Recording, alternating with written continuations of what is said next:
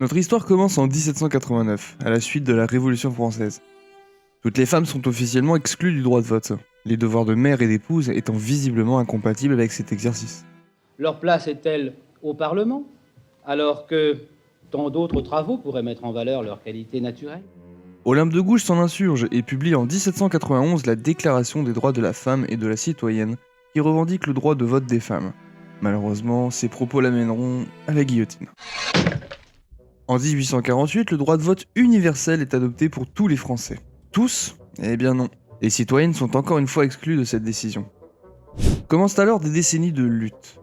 Des propositions de loi pour accorder le droit de vote aux femmes seront votées par les députés, mais toujours rejetées par les sénateurs. Incapable de voter par elle-même, elle serait influencée par l'Église qui regagnerait ainsi son emprise sur la société. En Angleterre, le mouvement des suffragettes naît et est plébiscité par les féministes du monde entier. Pourtant, les femmes n'attendent pas le droit de vote pour accéder à des fonctions gouvernementales. En 1936, 3 femmes siègent dans le gouvernement de Léon Blum. À la Seconde Guerre mondiale, les femmes travaillent et prennent largement part à l'effort de guerre.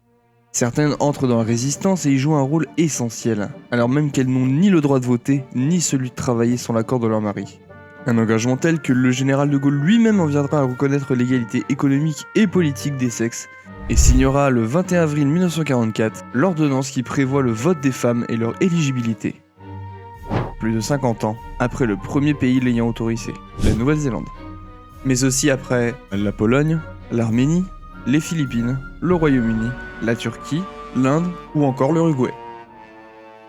À la libération de Châtillon, un nouveau conseil municipal provisoire est installé le 11 novembre 1944.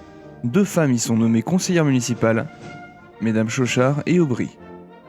Un an plus tard, le 29 avril 1945, avec leur nouvelle carte d'électrice en poche, les Françaises votent pour la première fois de leur histoire. C'est la première fois que l'on voit une affiche s'adressant aux électeurs et électrices. Si les femmes votent, elles sont aussi candidates aux élections municipales. À l'installation du nouveau conseil municipal, 4 femmes sont donc élues conseillères municipales. On y retrouve Madame Chauchard, ainsi que Mesdames Boulanger, Crislin et Delpature. À la suite de cela, Mademoiselle Boulanger devient la première femme châtillonnaise à être nommée adjointe au maire. Beaucoup d'eau a coulé sous les ponts, et aujourd'hui Châtillon fait partie des 20% de communes françaises dirigées par une femme. Malgré de nombreuses victoires, il reste encore du chemin pour atteindre l'égalité et faire évoluer ces mœurs encore bien trop installées.